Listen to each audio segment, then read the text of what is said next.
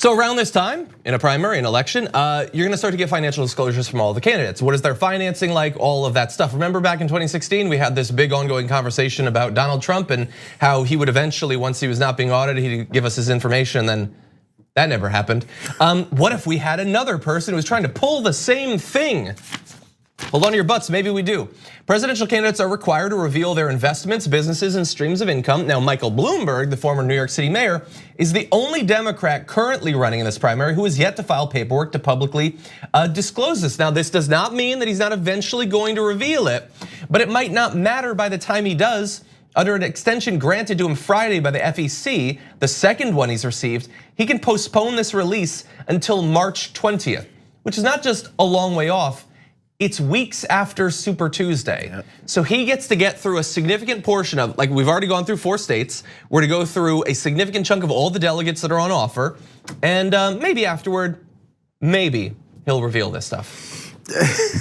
Remember when that bothered you about Trump, people? Exactly, I said if you don't see the parallels here, then you're just trying, you're not trying to. It's obvious, it's in your face. So if you had an issue with that before, and we're seeing this now, like you're gonna show your hypocrisy if you don't say, hey, we're gonna see what happens. Because now this is the same reason. We're gonna see where his real, his intentions lie and what he really wants to do. Because we know this type of person is not gonna go out there and just be willy-nilly about things that they're looking to protect about themselves. There's reasons that everyone wants for office. Yeah. And the reasons behind it we may see if he actually releases these. And we know, again, we had speculation about Trump. It's the same thing. People with money trying to find a way to make sure they hoard it or have it in a certain way, or don't want you to see what they've done with it in the past. Yeah. By the way, I don't think I've ever seen italics in one of these lower thirds before right there. That's interesting. So look, now it's not that he's hiding anything he wants you to know. His attorney put out a statement saying, it's just complex, you know? That's what Trump said, by the way. It's just really complex.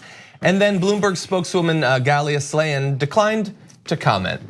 That has been the Bloomberg campaign. They've got some ice cream ads, they've got a dog snout, and then they decline to comment to voters, to the press, to the other candidates. They don't have to say anything because they believe that if they just throw enough ads at you, you're gonna ignore all of this. You're gonna forget all the stuff that frustrated you about Donald Trump that is duplicated in Mike Bloomberg's behavior and history, and he'll just cruise through. And until then, decline to comment. You wanna tout about how much money you have and why that's beneficial for your candidacy, but you don't wanna talk about how much money you have and how that can be detrimental to what you do for the rest of the people. You can't take the positive part and then just throw away the rest. Actually, you can, that's what we've always done. Apparently you can, apparently you can. If you got the money, you can.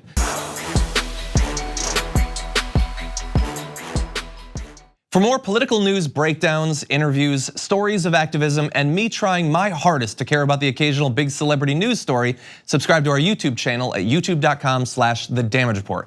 And you can ring the bell wherever it is so you don't miss anything.